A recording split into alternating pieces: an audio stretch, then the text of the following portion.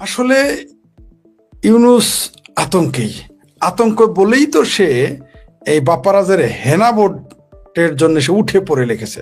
আপনারা জানেন যে সে হেনা ভোটের জন্য উঠে পড়ে লেগেছে, যদিও সে মুখে মুখে বলে সে হচ্ছে ইন্টারিম গভর্নমেন্ট, মানে রেফারি বা জাজ বা বা আম্পায়ার, কিন্তু আমরা বাস্তবে দেখলাম আসলে সে নিজেও একটা পক্ষ। এটা আমি দেখি নাই, আপনারাও দেখেছেন, জিয়া ভাই দেখেছে, দর্শকেরাও দেখেছে, সারা বাংলাদেশের মানুষ দেখতেছে ডক্টর ইউনূস আসলে এখন একটা পক্ষ। আমরা এই প্রথম দেখলাম যে কোনো আম্পায়ার বা জাজ বা কোনো রেফারি সে নিজেও মাঠে থেকে খেলে বা কারো পক্ষ নেয়। যাই হোক, এটা আমাদের জন্য ভালো হয়েছে। আমরা শিখলাম নতুন করে, ডক্টর ইউনূস বলেছে না আমরা অসভ্য সমাজ থেকে সভ্য হয়েছি। আমরা দেখলাম সভ্য হয়ে গেলে রেফারিও খেলোয়াড় হয়ে যায়, বিচারকও হয় বাদী না হয় বিবাদীর পক্ষ নেয়, অর্থাৎ ক্রিমিনাল অথবা ক্রিমিনালের পক্ষ নেয়। যদি অন্তত ভালো মানুষের পক্ষ নিত, একটা কথা ছিল, আমরা দেখলাম ক্রিমিনালসদের পক্ষ নিচ্ছে। ইউনূস আতঙ্কে থাকবে, কারণ তার কোনো গণভিত্তি নেই, জনভিত্তি নেই, তার কোনো গ্রহণযোগ্যতা জাতীয় বা আন্তর্জাতিক ভাবে নেই। কিভাবে? আপনি দেখবেন যে কোনো ব্যক্তি যখন কোনো ক্ষমতায় যায়, এমনকি মেম্বারও যখন পাশ করে উপজেলায় বা কোনো ইউনিয়ন পর্যায়ে পাশ করে, তখন সেও চায় তার সন্তান, তার আত্মীয় স্বজন তার গ্রামের বাড়ি যাবে, তার এলাকায় আসবে, পরিচয় করিয়ে দেবে, ইত্যাদি ইত্যাদি। কিন্তু আমরা দেখলাম ডক্টর ইউনূস তার নিজের গ্রামে যেতেই ভয় পায়। এমনকি সেনাবাহিনী নিয়েও আমরা প্রতিবার দেখেছি, যারা তত্ত্বাবধায়ক সরকার হয় তারা বিভিন্ন জায়গায় জায়গায় ঘুরে, এমনকি তাদের পাহারা এত স্ট্রং থাকে না বা এত স্ট্রিক্ট থাকে না। কিন্তু ডক্টর ইউনূস সেনাবাহিনীর পাহারা, কোন সেনাবাহিনী? অনেকেই প্রিয় দর্শক আপনারা হয়তো ভাববেন যে সেনাবাহিনী পাহারা তো সবসময় থাকে।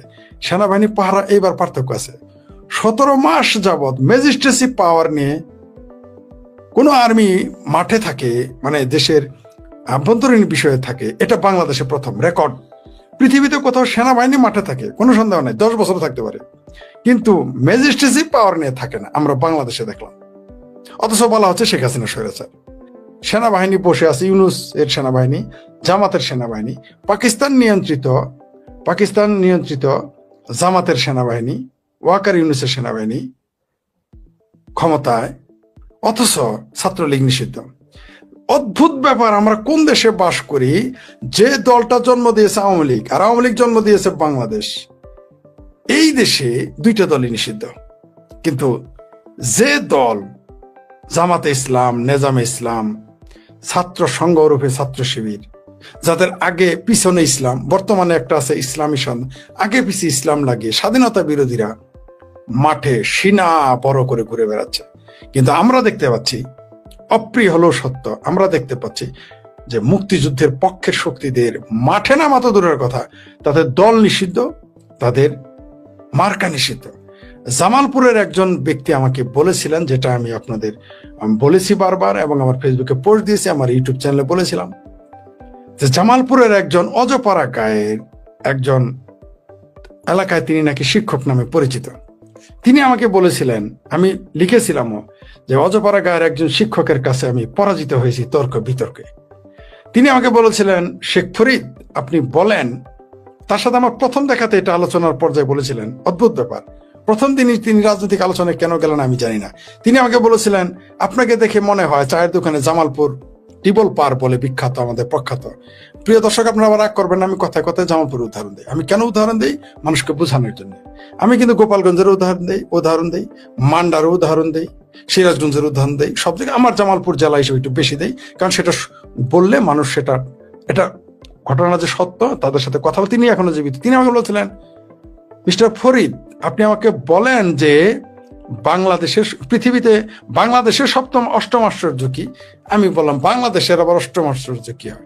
তিনি বলেছিলেন যে 75 সালেই বঙ্গবন্ধু মারা গেছে, কিন্তু গোলাম আজম বেঁচে ছিল দীর্ঘদিন। এটা হচ্ছে বাংলাদেশ অষ্টম আশ্চর্য। এখন আমি দেখতে পাচ্ছি এটা নবম আশ্চর্য, যে বাংলাদেশে আওয়ামী লীগ নিষিদ্ধ, ছাত্রলীগ নিষিদ্ধ, জয় বাংলা স্লোগান নিষিদ্ধ, বঙ্গবন্ধুর নামটা নিষিদ্ধ, ধানমন্ডি 32 যেটা বাংলাদেশের পোস্ট কোড সেখানে যাওয়া নিষিদ্ধ, কিন্তু জামাত ইসলাম সিদ্ধ, ছাত্র শিবির সিদ্ধ, মুসলিম লীগ সিদ্ধ, নেজামে ইসলাম সিদ্ধ। মানে আমরা কল্পনাই করতে পারি না। ঠিক উল্টো, যেটা ডক্টর হুমায়ুন আজাদ স্যার বলেছিলেন, যে এই বাংলাদেশে একদিন মুক্তিযোদ্ধাদের বিচার করবে রাজাকার আলবদরেরা। আমি ডক্টর হুমায়ুন আজাদ স্যারকে বলেছিলাম, হেসে দিয়েছিলাম, আমি বললাম স্যার আমি আপনারা 1 নাম্বার ভক্ত, আপনি যা বলেন আমি বেদ বাইবেল কোরআনের মধ্যে বিশ্বাস করি, কিন্তু এই কথাটা আমি মানতে পারলাম না। তিনি একটা মুস্কি হাসি দিয়েছিলেন। তিনি আমাকে শুধু একটা কথাই বলেছিলেন, এই জন্য আমি ভক্তদের ভয় পাই। তার ওই কথার গুরুত্বটা তখন আমি বুঝতে পারিনি। আজকে এত বছর পরে তার কথাটা হুবহু মিলে গেল, যে জয় বাংলা স্লোগান দিলে মানুষকে পেটায়, জয় যদি বলে মুক্তিযোদ্ধার সন্তান তাকে স্বয়ং আইন শৃঙ্খলার বাহিনীর সদস্য তাকে থাপড়ায়। আমরা কোনোদিন দেখি নাই যে গোলাম আজমকে থাপড়িয়েছে, অথবা গোলাম আজমের পোলাকে থাপড়ানো হয়েছে, অথবা আমরা শুনি নাই নিজামি রাজাকার, দেইলা রাজাকার নিজামি আলবদরদের থাপড়ানো হয়েছে, বা তার পুত্রদের আমরা শুনি নাই কোনোদিন। অন্তত আইন শৃঙ্খলা বাহিনীর লোক তাকে থাপড়ায় নাই, এমনকি আওয়ামী লীগও তাকে থাপড়াইছে বলে আমরা জানি না। আমরা শুধু জেনেছিলাম মতিউর রহমান নিজামীকে তার পাঞ্জাবি ছিঁড়ে দিয়েছিল, স্যার আমরা কিছু দেখি নাই। কিন্তু এটা এখন নবম আশ্চর্য, যারা দেশটাকে জন্ম দিয়েছে, এই দেশের মুক্তিযোদ্ধাদের বঙ্গবন্ধুকে অপমান করা হচ্ছে, আমরা সেটা চেয়ে চেয়ে দেখতেছি। বাংলাদেশের যারা সাধারণ মানুষ চুপচাপ আছেন, তারা ভাবতে পারতেছেন এটা সাধারণ ঘটনা। আপনারা এটাকে সাধারণ ঘটনা হিসেবে নেবেন না। এই হেনা বোর্ড পর্যন্ত কিন্তু চলে আসছে। বাংলাদেশ থেকে কোনোদিন বঙ্গবন্ধুর ভাষণকে পাঠ্য বই থেকে অমিট করে দেওয়া হবে, এটা কে ভেবেছিল? এটা একজনই ভেবেছিলেন, তিনি হচ্ছেন doctor Humayun Azad sir. Doctor Humayun আজাদের কথা যে সত্য হয়ে যাবে আমি বিশ্বাস করতে পারিনি। অদ্ভুত ব্যাপার। হয়তোবা কয়েকদিন পরে তিনি যেটা বলেছেন যে একদিন মুক্তিযোদ্ধাদের তারা বিচার করবে প্রকাশ্যে, সেই দিনটা হয়তো সামনে আসতেছে, হয়তোবা। কিন্তু আমরা কি দেখলাম, যে যেভাবে হেনা ভোট দিচ্ছে, ইউনূস জানে যে সে হচ্ছে একটা প্রভু রাষ্ট্রদের দালাল, দালাল বললেও তাকে মর্যাদা হচ্ছে গোলাম। সে জানে প্রভুরা তাকে উদ্ধার করে নিয়ে যাবে, তাই তিনি আতঙ্ক আছেন, এটা আমি মনে করি না।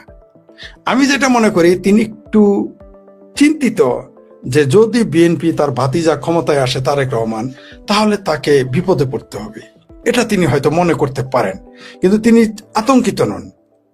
এই আতঙ্কিত না হওয়ার কারণ হলো তার ওভার কনফিডেন্ট।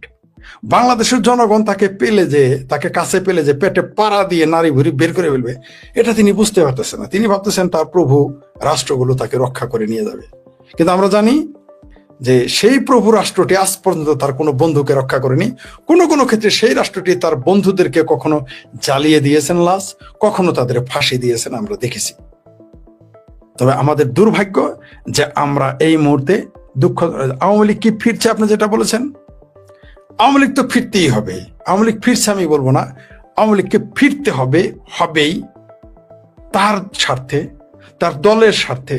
আওয়ামী লীগকে ফিরতে হবে তার কর্মীর স্বার্থে, আওয়ামী লীগকে ফিরতে হবে মুক্তিযুদ্ধের স্বার্থে, আওয়ামী লীগকে ফিরতে হবে জয় বাংলাকে আবার সামনে আনার জন্য ফিরতে হবে, আওয়ামী লীগকে ফিরতে হবে পাঠ্য বইয়ে আবার 7ই মার্চের ভাষণকে টিকিয়ে রাখতে, আওয়ামী লীগকে ফিরতে হবে বাংলাদেশে রাজাকার আলবদরদের ধূলিসাৎ করতে, তাদেরকে দেশ ছাড়া করতে, আওয়ামী লীগকে ফিরে আসতে। আওয়ামী লীগকে ফিরে আসতে হবে সাদ্দামের স্ত্রী, যাকে বলা হয়েছে আত্মহত্যা, যার 10 মাস নাকি 12 মাসের নাকি 7 মাসের শিশুকে মেরে ফেলা হয়েছে, বলা হয়েছে আত্মহত্যা করেছে। একটা শিশু তো আত্মহত্যা করতে পারে না, আর একটা মা তার 7 মাসের শিশুকে মেরে ফেলবে, এটাও আমার বিশ্বাসযোগ্য না। আমার ধারণা তাকে ধর্ষণ করা হয়েছে এবং তার শিশুকে মেরে ফেলা হয়েছে। আমরা ধরে নিলাম সাদ্দামের স্ত্রী আত্মহত্যা করেছে। এই দায় বাংলাদেশের তথাকথিত ইউনূস সরকার, এই দায় সবচেয়ে বেশি আওয়ামী লীগের নেতাদের। আমি মনে করি আওয়ামী লীগ যদি ফিরতে চায় তাহলে তাকে ভয়ঙ্করভাবে ফিরতে হবে। এই সাদ্দামের জন্য ফিরতে হবে, এই সাদ্দামের সন্তানের জন্য ফিরতে হবে, দীপচন্দ্র দাসের জন্য ফিরতে হবে, কমরেড মঈনুদ্দিন খান বাদলের জন্য ফিরতে হবে, যে মাজার থেকে লাশটা পুড়ে ফেলে দিয়েছে একজন ব্যক্তি, তার লাশের জন্য ফিরতে হবে বাংলাদেশ আওয়ামী লীগ। আওয়ামী লীগকে ফিরছে না, আওয়ামী লীগকে ফিরতে হবে। আওয়ামী লীগকে না ফেরার কোনো বিকল্প নেই, কারণ আওয়ামী লীগকে এই জন্য ফিরতে হবে যে বাংলাদেশের অর্থনীতি এখন ধ্বংসের মধ্যে। আওয়ামী লীগকে এই জন্য ফিরতে হবে যে এই বাংলাদেশটা এখন প্রকারান্তরে পাকিস্তানের দখলে চলে গেছে। ভারতের একটা ইউটিউব চ্যানেলের একজন বলেছে, তার নামটা বলে দিই, তা নাহলে অন্যায় হবে। তার নাম হচ্ছে Mehsan is, মেহেসান IAS YouTube channel থেকে বলেছে যে বাংলাদেশকে দখল করেছে আমেরিকা, নাম ধরে বলেছে। আমেরিকা তাকে তুলে দিয়েছে পাকিস্তানকে। আমি অবাক হয়ে গেলাম তার রিসার্চ দেখে। আবার বলছি যে আমেরিকা বাংলাদেশকে দখল করেছে, এই দখল করে সেটা পাকিস্তান হাতে তুলে দিয়েছে। আমরা সেটার একটা নমুনা পেলাম ওয়াশিংটন পোস্ট নাকি কোথায় যেন জামাতের সাথে আমেরিকার ঘনিষ্ঠতার একটা তথ্য প্রকাশ হয়েছে।